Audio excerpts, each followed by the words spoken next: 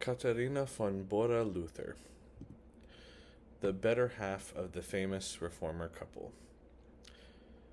Two things to note before I get started, because I'm going to be talking both about Katharina as well as Martin many times. I'm going to refer to them by their first names rather than their last names, because that could be confusing, because they share a last name.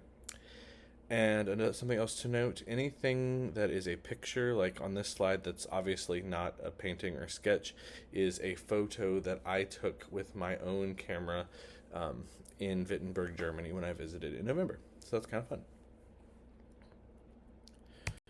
So Katharina. She was born in 1499 to Anna von Haugwitz and Hans der Jüngere von Bora.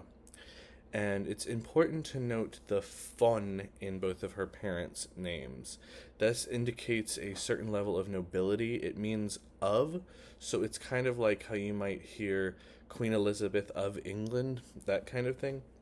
But unlike Queen Elizabeth, her parents did not have quite that level of nobility or social capital, and so they didn't also have that much wealth that you might think of when you hear the word nobility. In 1504, her mom died, and so her dad sent her to a convent, a Benedictine convent near the German city of Halle. And she was sent to the convent because that's where women and young girls could get an education, learn to read, write, arithmetic, that sort of thing. And in 1509, she was sent to a Cistercian nunnery in Nimschen, where in 1515 she was consecrated as a nun. And that becomes very important a couple years later.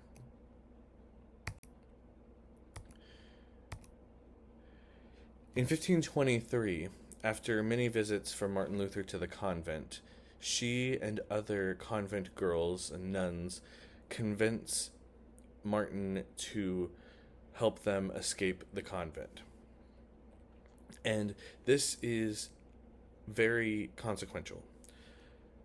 At this time, it was illegal to leave a monastic order. And so Martin Luther himself had been a monk and left his order, and now he's helping these other young girls and women leave their order. 9 of these 11 nuns travel with Martin Luther to Wittenberg, where Martin helps them to establish new lives and get their feet on the ground in their post-nunnery life. And in 1525, Martin and Katharina marry. So Martin still sees himself as a pastor, a church leader, and yet he's marrying? Excuse me? He left the convent, or the monastery. His wife left the convent, and now they're marrying and continuing to be leaders in the church? That was highly, highly controversial for the time. But nonetheless, they were gifted a former cloister, known as the Black Cloister, in Wittenberg, Germany, as a place to live together after they were married.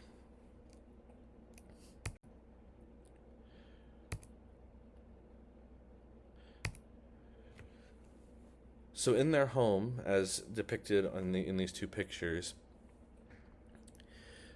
they did quite a bit in their home. They participated and hosted theological discussions with Melanchthon and his wife, who lived nearby, Lucas Cranach, who was a theologian as well as an artist, and his wife, Barbara. They did a lot of discussion at their homes, but these women didn't just cook and clean for these events. Katharina was actively involved in the theological discussions in the Luther home. And something that I think is a little interesting, if not funny, she also at one point served on a call committee for a new pastor for a church in Wittenberg. And if you've ever been on a call committee, you know that that is a commitment. And in addition to their role in the church and her role in the church, she did quite a bit to support the broader community as well. She raised and bred cattle to be used for meat and milk and that sort of thing. She operated a brewery in Wittenberg, and she, as well as other women, worked together to provide health care for the sick in Wittenberg. So they were big names, and she was just as big of a name in Wittenberg as Martin was. So these three photos that I took are all of the same altar painting. This is in the town church in Wittenberg, and if you start at the left and then go clockwise, it zooms in more and more. This was hand painted by Lucas Kranach, and at least in one panel, the one that is shown zoomed in, the Katharina is depicted listening to Martin Luther preach. And if you ask locals, there's a lot of debate about exactly where all Katharina is. Many believe that she is also in the left panel, but the only place that we know for sure is that she is in the congregation listening to Martin preach in the bottom panel.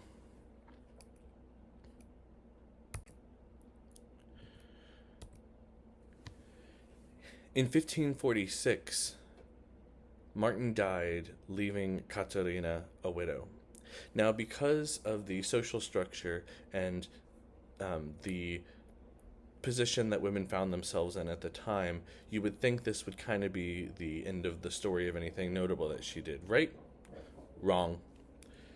When Martin died, the king of Christian III of Denmark, who had financially supported them, discontinued the financial support.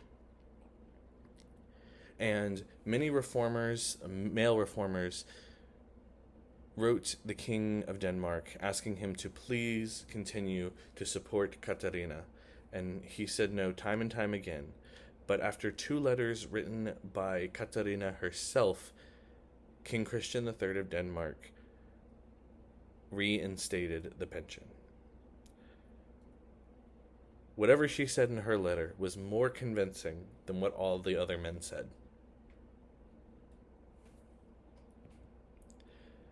But not long after that, in the same year, Black Plague hits Wittenberg, and so for her own safety, she goes back to Torgau, where she had been in the convent, and unfortunately there she died.